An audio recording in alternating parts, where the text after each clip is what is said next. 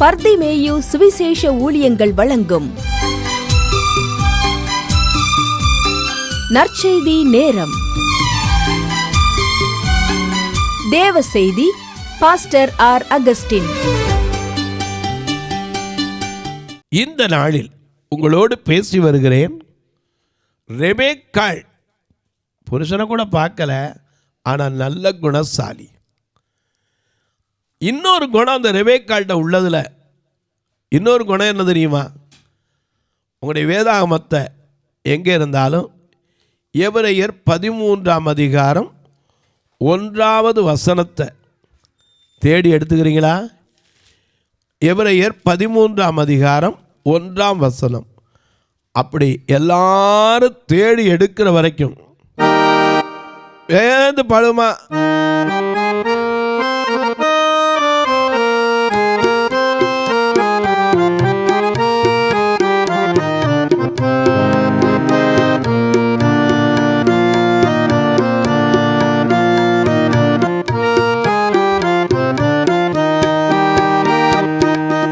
அருமையா அருமையா எங்கள் போதகரே, அந்த மிடோ தங்குகிறோ. அருமையா எங்கள் போதகரே, அந்த மிடோ தங்குகிறோ. சேருமையா பங்கிதனில், சேருமையா பங்கிதனில், பெரியவனா எங்களிடோ, பெரியவனா எங்களிடோ. அருமையா அருமையா அருமையா எங்கள் போதகரே, அந்த மிடோ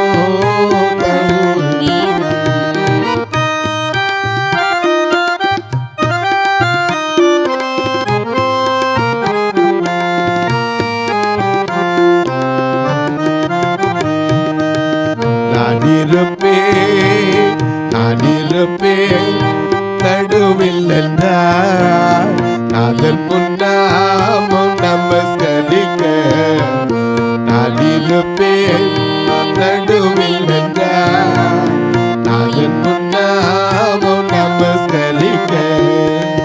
தாமதமே தயை புரிய, தாமதமே தயை புரிய. நட்பனே என்றும் நலமருள்வா, நட்பனே என்றும் நலமருள்வா. அருமையா அருமையா எங்கள் போதகரே, அந்த மிடோ தங்குகிறோ. பெருமையா பங்கிதனில், சேருமையா சிறியவனா எங்களிடோ, சிறியவனா எங்களிடோ. எனக்கு அன்பார்களை இப்ப வாசிக்க கேட்போமா? எபிரெயர் 13:1. சகோதர சிநேகம் நிலைத்திருக்க கடவது, அந்நியரை உபசரிக்க மறவாதிருங்கள், அதனாலே சிலர் அறியாமல் தேவதூதர்களையும் உபசரித்ததுண்டு. ரெபேக்காள்கிட்ட உபசரிக்கிற பழக்கம் இருந்துச்சு. எப்படின்னு கேளுங்க. ஆதியாகமம் 24ஆம் அதிகாரம் 22ஆம் வசனம். ஆதியாகமம் 24ஆம் அதிகாரம் 22ஆம் வசனம். மிக அழகா பாருங்க. உபசரிக்கிறதுல அவளை போல ஒரு பெண்ணை பார்க்க முடியாது. ஒட்டகங்கள் குடித்து தீர்ந்த பின் அந்த மனிதன் அரை சேக்கல் எடையுள்ள பொற்காதணியை. நல்லா கவனிக்க. பொண்ணு பார்க்க வந்தவன் மாப்பிள்ளை வீட்டுக்காரன் நகை கொடுக்குறான். நம்ம எந்த ஊரில் மாப்பிள்ளை வீட்டுக்காரன் நகை கொடுக்குறதுக்கு முன்னாடி முதல்ல பேசிடுவோம், எவ்வளோ அவ்வளோ தருவேன். அப்போ தான் மாப்பிள்ளை தான் நகை போடுவார். இங்கே எதுவுமே பேசலை. எதா பேசுனாங்களா? இவன் குடிக்க தண்ணியாடா கொடுத்தாரு, ஒட்டகத்துக்கு தண்ணியாடா கொடுத்தாரு. அடுத்த நிமிஷம் பார்த்தாரு, இவருடைய பொறுமையை பார்த்தாரு.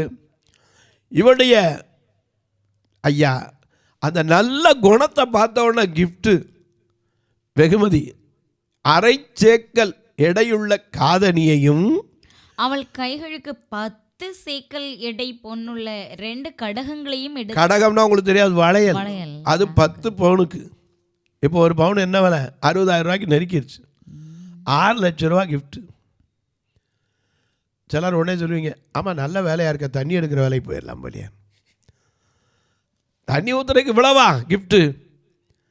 ஏங்க ஒன்றுமே கொடுக்காம பக்கத்தில் நிற்கிறானே சர்வர் ஹோட்டலில், அவன் கிஃப்ட் 50 ரூபா வாங்குறான்.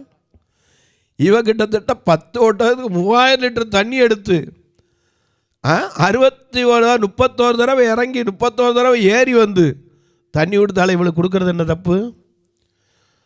எனக்கு கண்பாருடைய அவள் அழகாக கொடுத்துட்டு ஒட்டகங்கள் குடித்து தீர்ந்தவின் இவள் அவ்வளவு சுறுசுறுப்பாக ஓடி தண்ணி எடுத்த பார்த்தவன் மனசு அவனுக்கு தாங்கலை.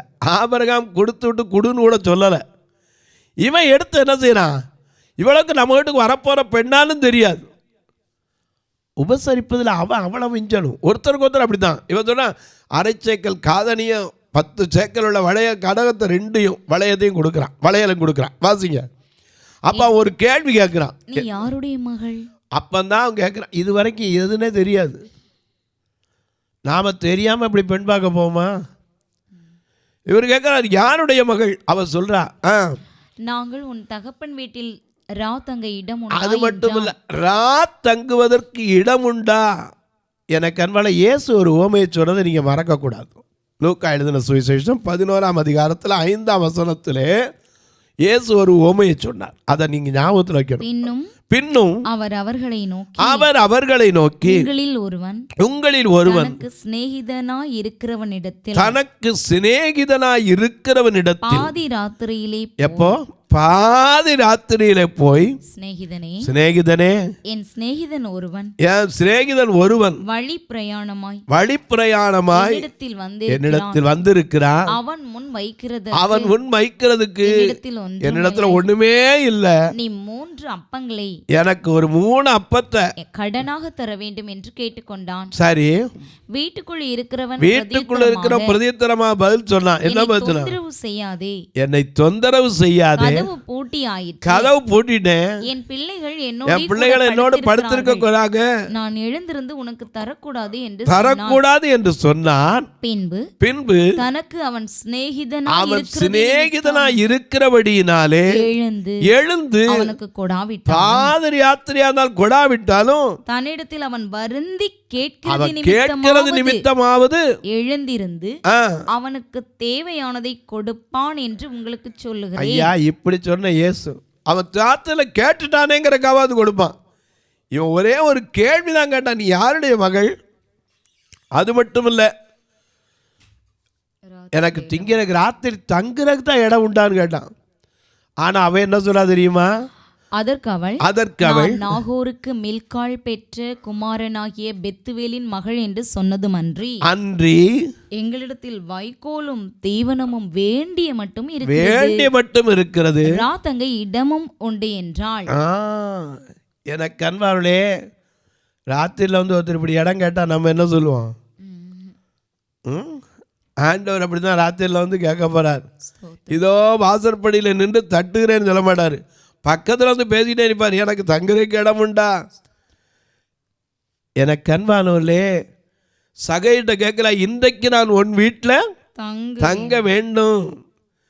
நாம பாடுவோம், நானும் என் வீட்டாரும் உம்மையே சேவிப்போம், உமக்காய் ஓடுவோம், உந்தன் நாமம் சொல்லுவோம், கைவிடா தெய்வமே, கருணையின் சிகரமே, கைவிடா தெய்வமே, கருணையின் சிகரமே, மெய்யான தீபமே, என் வாழ்வில் பாக்கியமே, முகந்தான் படியிட்டு முழுவதும் தருகிறேன், நான் முகந்தான் படியிட்டு முழுவதும் தருகிறேன். ஆனா அந்நியரை உபசரிக்க முடியும். அது பாதிரியாத்தில் வந்து படுத்த பிறகு கேட்டா அவனும் அப்படித்தான் சொன்னான், என்னை தொந்தரவுனாப்பா, கதவை அடைச்சிட்டேன், வீட்டில் பிள்ளையெல்லாம் படுத்துருக்கு, எடுத்து கொடுக்க முடியாது. இருந்தாலும் அவன் சிநேகிதன் வருந்தி கேட்டான். அதுக்காக இவன் ஒன்றுமே கேட்கல. நீ யாருடைய மகள்மா, எங்களுக்கு ராத்திரியில் தங்குறதுக்கு மட்டும்தான் இடம் வேணும்னா. அவன் சொல்கிறா, எங்கள் வீட்டில் வைக்கல் இருக்குது, ஏன்னா ஒட்டம்லாம் களைச்சிருக்கும்ல, இவ்வளோ தூரம் ஓட்டிகிட்டு வந்திருக்கீங்கல்ல, ஒட்டம் களைச்சி போயிருக்கும், அதெல்லாம் கட்டுறதுக்கு இடம் இருக்குது, நல்ல தீனியும் உண்டு, அது மட்டும் இல்லை நீங்கள் தங்குறதுக்கும் என் வீட்டுக்கு இடம் உண்டு. இன்னைக்கு அநேக நேரங்களில் உபசரிக்கிறத மறக்கக்கூடாது. நாம் உபசரிக்க வேணும். ஆபிரகாமுக்கு எப்படி குணம் இருந்துச்சு, ஆண்டவர் ஏற்றதை தருவாருங்கிற. ஆபிரகாம் எப்படிப்பட்டவன், அவருடைய மகனுக்கு பொண்ணு பார்க்குறாங்க. ஆதியாகமம் 18ஆம் அதிகாரத்தில் கூடார வாசலில் உட்கார்ந்துருக்கான். வீடு கூட கூடாரத்தில் தான் இருக்கான். ஏன்னா நம்ம சொன்னோம்ல, இந்த பூமி நமக்கு என்ன இல்லை, சொந்தம் இல்லை. ஆனந்தமே பரமானந்தமே ஏது அண்ணலை அள்ளினோ கானந்தமே, ஏசு அண்ணலை அள்ளினோ கானந்தமே. இந்த பூமி ஒரு சொந்தமல்ல, என்னே சார்பழிந்தவனே, கேட்டு துன்பமோ ஏசோவில் தேடக்கு இங்கே பங்காகிடை தேடினோம். ஆனந்தமே பரமானந்தமே ஏசு அண்ணலை அள்ளினோ கானந்தமே. ஐயா, இந்த பூமியே நமக்கு என்ன கிடையாது, சொந்தமே இல்லை. ஆபிரகாம் எப்படி வாழ்ந்தவன், பரதேசி, பரதேசியா வாழ்ந்தவன். இவன் கூடார வாசல் உட்காந்துருக்கான். 3 புருஷர்கள் வராங்க, அதுவும் பகல் உஷ்ண வேலை. வயசானவன் எந்திரிச்சு ஓடி போய் தரை மட்டும் குனிஞ்சு, அந்த வசனத்தை வாசிங்க.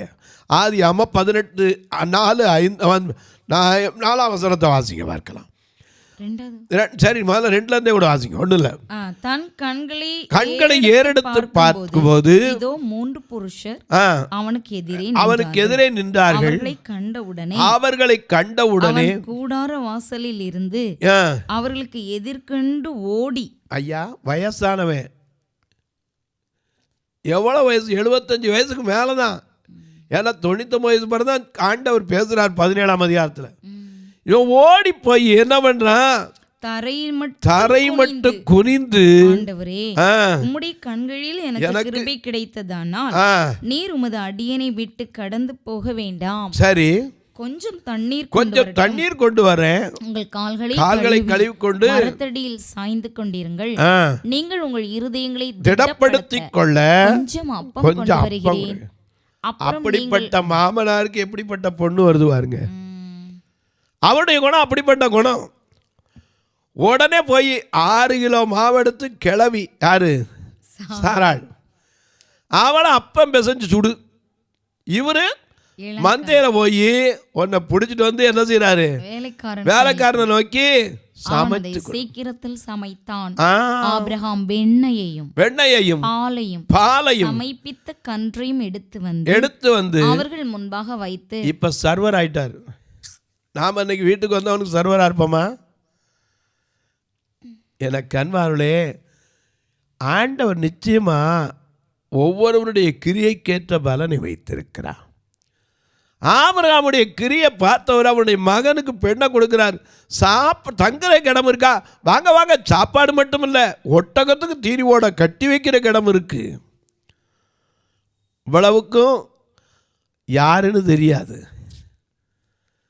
ஒட்டகத்தை வச்சுக்கிட்டு வந்திருக்கான். ஒட்டகம் மேய்க்க வந்தவனான்னு கூட நினச்சிருப்பாங்க நம்மளா இருந்தா. இத்தனை ஒட்டகத்தை எப்படி தூக்கிட்டு வந்தான், கூப்பிட்டு வந்தான், இவன் ஒட்டகம் மேய்க்கிற ஆளாம்போம். அவன் சொன்ன, வந்து தங்குங்க, வந்து தங்க, எங்கள் வீட்டில் சாப்பாடுக்கு இல்லை சொல்ல மாட்டோம், எல்லாம் இருக்குது. ஏன்னா ஐயா, அந்நியரை உபசரிக்க என்ன செய்யக்கூடாது? மறக்கவே கூடாது. ஏன்னா நம்ம உபசரிக்கும் போது தான் நமக்கு சொல்லி கொடுத்தாங்க. என்ன சொல்லி கொடுத்தாங்க? மோப்ப கொலையும் அனுச்சம், முகந்திறந்து நோக்க கொலையும் விருந்துன்னாங்க. மோந்து பார்த்தா அனுச்ச மலர் வாடி போயிடும், விருந்தினர் அப்படி பார்த்தாலே வாடி போயிடும். விருந்து புறத்தா தானுண்டல் சாவா மருந்தனினும் வேண்டற்பாற்றன்னு வள்ளுவன் சொன்னான். விருந்தினர் உட்கார்க்கும் போது, எப்பா என்ன உனக்கு சாவாமல் உள்ள மருந்து, இதை நீ மட்டும் தின்னுனா கூட திங்காதுன்னார். அது கூட வேண்டாம்னார்.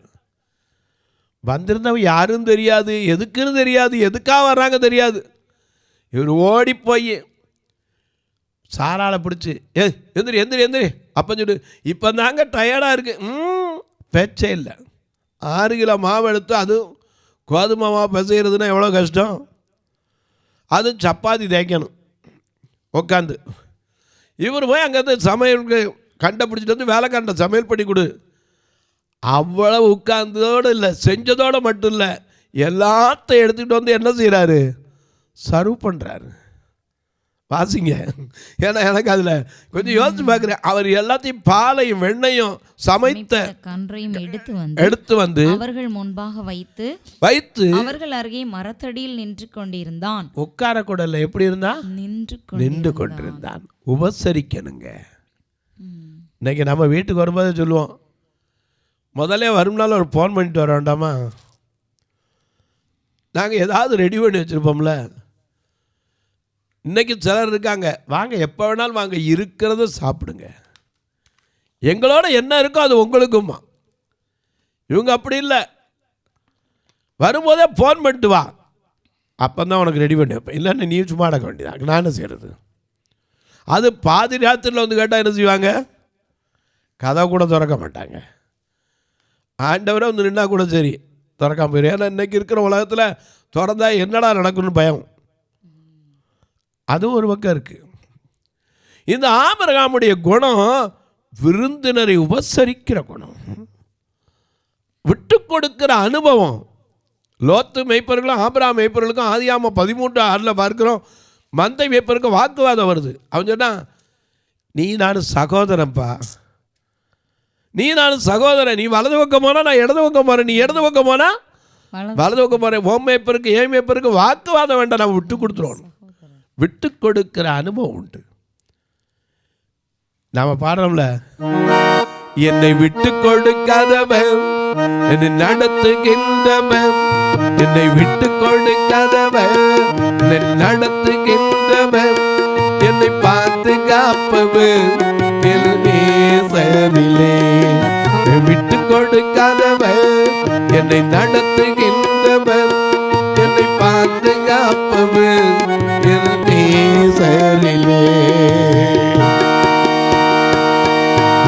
ஆண்டவர் விட்டு கொடுக்கிறவர் இல்லைங்க, உன் கிரியைக்கேற்ற பலன் தருவார்.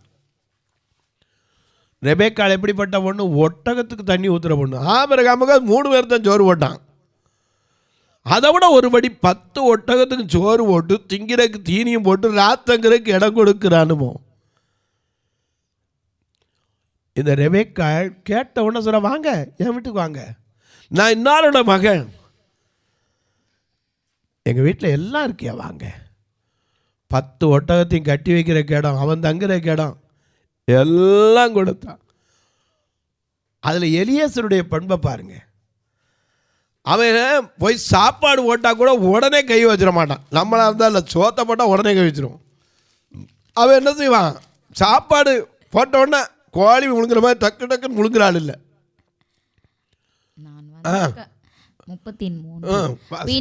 பின்பு அவனுக்கு முன்பாக போஜனம் வைக்கப்பட்டது. அப்பொழுது அவன் நான் வந்த காரியத்தை சொல்லும் முன்னே புசிக்க மாட்டேன் என்றான். சாப்பாடை போட்டவன எது கண்டாலும் சோறு கிடைச்சா போதும் இல்லை, நான் வந்த காரியத்தை சொல்லலையே இன்னும், அப்புறம் எப்படி சாப்பிடுவேன்? அதுக்கு என்ன சொன்னாங்க? அவன் சொல்லும் என்றான். அப்பொழுது அவன் நான் ஆபிரகாமுடைய ஊழியக்காரன். இப்பதான் காரியத்தை சொல்றான், நான் ஆபிரகாமுடைய ஊழியக்காரன், கர்த்தரை நிஜமானை மிகவும் ஆசீர்வதித்திருக்கிறார். அவனுக்கு மிகுந்த வெள்ளி இருக்கு, பொண்ணு இருக்கு, வேலைக்காரி இருக்கா, வேலைக்காரன் இருக்கா, மிருக ஜீவன்கள், ஆடு மாடுகள், ஒட்டகங்கள் இருக்கு. என் எஜமானுடைய மனைவியாகிய சாராள் முதிர் வயதான போது என் எஜமானுக்கு ஒரு குமாரனை பெற்றாள். நடந்தது அப்படியே சொல்லாம நம்மளா இருந்தா சரி, பையன் இருக்கு அவ்வளவுதான். இவர் முதிர் வயதான போது ஆண்டவர் செய்ததையும் அவன் மறக்கிறவன் இல்லை. ஏன்னா அற்புதத்தை ஆண்டவர் செய்ததை எப்போ என்ன செய்யக்கூடாது, மறக்கவே கூடாது. முதிர் வயதுல வாசிங்க, என் எஜமானுடைய மனைவியாகிய சாராள் முதிர் வயதிலே என் எஜமானுக்கு குமாரனை பெற்றாள். அவர் தமக்கு உண்டான யாவையும் அவனுக்கு கொடுத்திருக்கிறார். என் எஜமான் என்னை நோக்கி, நான் குடியிருக்கிற கானான் தேசத்தாருடைய குமாரத்திகளில் நீ என் குமாரனுக்கு பெண் கொள்ளாமல் நீ என் தகப்பன் வீட்டுக்கும் என் இனத்தாரிடத்துக்கும் போய் என் குமாரனுக்கு பெண் கொள்ள வேண்டும் என்று ஆணையிட்டு கொடுக்கும்படி சொன்னார். இவங்க உடனே கடைசியில் இந்த காரியம் கர்த்தரால் வந்தது, இதுக்கு நாங்கள் நலமும் புலமோ சொல்லக்கூடாது அப்படின்னு சொன்ன பிறகுதான் இவர் என்ன செய்தார், சாப்பிட ஆரம்பித்தார். எனக்கு அன்பானுடைய ஒவ்வொருவருடைய பண்பையும் நீங்கள் பார்க்கணும். ரெபேக்காளுடைய பண்பு பாராட்டத்தக்கது. ஆனால் அதே சமயத்தில் அவள் கல்யாணத்துக்கு பின்னாடி புருஷனை ஏமாத்தினவு தான். புருஷன் கண்டு தெரியாதவனா தான் பிள்ளைக்கு சொல்லி கொடுத்தவ தான். அவன் கூட பயந்தான், அப்பா சபிச்சிருவாரு, சாம என் மேலே வரட்டும்டா, நான் சொல்கிறத மட்டும் செய். ஆதியாகமம் 27 சொல்கிறாள்ல, என் தந்தை என்னை சபிப்பாரு, அவன் சொன்ன சாவிச்சா சபிக்கணும், அந்த சாபம் என் மேலே வரட்டும், நான் சொல்கிறத செய். ஏமாற்றோட. ஆனால் திருமண வாழ்க்கைக்கு வரும்போது அவளை வாழ்த்த காரணம் என்ன தெரியுமா, அவள் கோடா கோடி பொறுமையில் மட்டுமல்ல உபசரிக்கிற பண்பிலும் இருந்தாள். இன்றைக்கு நமக்குள்ள எப்படி உபசரிக்கிற பண்பு இருக்கு? நாம் எத்தனை பேரை உபசரிக்கிறோம்? ஏன்னா நம்ம சொல்லுவோம், வந்தாரை வரவேற்போம்போம். எத்தனை பேரை வரவேற்றிருக்கிறோம்? கிதியோன் கூட நீர் எங்கே அடையாளத்துக்காக உட்கார்ந்துன்னு போயிட்டு வச்சான் ஆனத்தையும். அப்போ தான் அவருக்கு தரிசனமாக ஏறி போனதை பார்த்தான். ஐயோ, என் தேவனை கண்டதே நான் செத்தேன். அவர் சொன்னார், நீ சாவதிலே உனக்கு சமாதானம்னார். இன்றைக்கும் சொல்கிறேன், நாம் எதில் கோடி கோடி பெருகணும்? இன்னைக்கு அநேகர் கோடா கோடி பெருகுவாயினோன்னு ஐஸ்வர்யத்தை மட்டும் பார்க்குறாங்க. ஆண்டவர் எப்படி பெருக வைப்பார்? நம்முடைய குணத்திலையும் கோடா கோடி பெருகணும். ரெபேக்காள் அதனால தான் வாழ்த்துறாங்க, எங்கள் சகோதரியே நீ கோடா கோடி பெருகுவாய். அந்நியனுடைய வாசலும் சுதந்திரிக்க முடியும். ஏன்னா நற்பண்புள்ளவள், நல்ல குணமுள்ளவள். நீதிமொழிகளை வாசிக்கிறவோ, குணசானியான ஸ்திரியை கண்டுபிடிப்பவன் யார், அவள் விலை முத்துக்களை பார்க்கிலும் அதிகம். இங்கே பார்க்கிறோம், ரெபேக்காள் அவ்வளோ அருமையானாள். கூட்டிகிட்டு போய் வீட்டில் வச்சு சாப்பாடு கொடுத்தாலும் சரி, அவன் காரியத்தெல்லாம் சொல்கிற பிறகு கேட்டு பெண்ணின் வாய்ப்பிறப்பை கேட்போம், அதுக்கும் டைம் கொடுத்தாங்க. அந்த பெண்ணுடைய வாய்ப்பிறப்பை கேட்ட பிறகு தான் 55 வசனத்தில் சொன்னாங்க, பெண் எங்கள் வீட்டில் 10 நாளாவது இருக்கட்டும், அது பிறகு நீங்கள் கூட்டிகிட்டு போங்கண்ணா. அப்படி கூட்டிகிட்டு போகும்போது தான் வாழ்த்துறாங்க, எங்கள் சகோதரியே நீ கோடா கோடி என்ன செய்வ பெருகுவாய். தொலைக்காட்சியில் பார்க்கிற என் அன்பு மக்களே, இந்த நிகழ்ச்சியை நாள்தோறும் பார்க்குறீங்க, கேட்குறீங்க, பரவசம் அடைகிறீங்க, ரொம்ப நல்லது. கேட்பதோடு இல்லாமல் ஒரு வார்த்தை ஜெபம் பண்ணுறீங்களா? இந்த நிகழ்ச்சி தொடர்ந்து வரணும், அதன் தேவைகள் சந்திக்கப்படணும். ஏன்னா எங்களுடைய சபை பெரிய ஐஸ்வர்யவான்களுடைய சபை. 2 கண்ணும் தெரியாத மக்கள், ஒரு வேலை இல்லாத மக்கள். நீங்கள் எத்தனையோ பார்த்துருக்கலாம், சாலையில் கூட நின்றுக்கிட்டு இருக்கிறத பார்த்துருக்கலாம். அப்படிப்பட்ட மக்களும் ரட்சிக்கப்படுங்கிறக்காக தெரு தெருவா ரோடு ரோடா ஆண்டவருடைய நாமத்தை பிரசங்கித்து அவர்களும் ரட்சிக்கப்பட வேணும். இந்த சபையை நடத்தும் போது எவ்வளவு கஷ்டங்கிறது ஒரு நாள் வந்து பாருங்கள். இவங்களை கூட்டிகிட்டு வர்றதுக்கே ஒரு வேனுக்கு மட்டும் ஞாயிற்றுக்கிழமை திருநெல்வேலி ஆலயத்துக்கு மட்டும் 4000 ரூபா கொடுக்கணும். எதுக்கு? பஸ் ஸ்டாண்ட்லேருந்து 15 கிலோமீட்டர் தள்ளி இருக்குது. உடனே சில சொல்லுங்க, டவுனுக்குள்ளே வாங்கியிருக்கலாம்ல பிரதர். அந்த அளவுக்கு எங்கிட்ட இல்லையா சிஸ்டர் பிரதர்? ஆண்டவர் கொடுத்த இந்த இடம் தான், கொடுத்தது எதுவோ அதை போதுங்கிற மனதோடு இன்னைக்கு வச்சுருக்கோம். எப்படியாவது ஒவ்வொரு வாரமும் அவங்கள கூப்பிட்டு வர்றதுக்கு, அவங்கள நல்ல உணவு கொடுத்து அனுப்புறதுக்கு, மதுரையில் இதே போல் இன்னொரு ஆலயம் இருக்கிறது, அது பார்வையற்ற மக்களுக்கு தான். வந்து பாருங்கள். எப்போமாது உங்கள் பிறந்த நாள், திருமண நாள் போன்ற நல்ல நாட்களிலே ஒரு உணவு உனக்கு உதவலாம். இந்த பார்வையற்ற மக்களை கூட்டிகிட்டு வரக்கு உதவலாம். பார்வையற்ற மக்கள் 2 பேர் அந்த வருஷத்துக்கு ஒரு திருமணம் உண்டு, இதற்கு உதவலாம். பார்வையற்றர் மரித்தா கூட அடக்கம் பண்ணுறதுக்கு ஃபியூனரல் ஃபண்டுக்கு உதவலாம். ஏன் கண்ணீராக இருக்கிறவங்களுக்கு எத்தனையோ பேர் இன்றைக்கி வயசானவங்க இருக்கிறாங்க, அவர்களுக்காக ஒரு அறை கட்டுவதற்கு உதவலாம். ஆனால் கட்டாயமில்லை, விசனமாக இல்லை. எப்படின்னு கேட்பீங்க. இதில் 2 ஃபோன் நம்பர் வந்துக்கிட்டே இருக்கும். அதில் ஜிபே உண்டு, ஃபோன்பே உண்டு. ஒருவேளை ஐயா நாங்கள் அனுப்பலாம், எங்களுக்கு எப்படியாவது ஒரு பில்லு தருவீங்களா? நிச்சயமாக அதற்கேற்ற வழிமுறைகளும் உண்டு.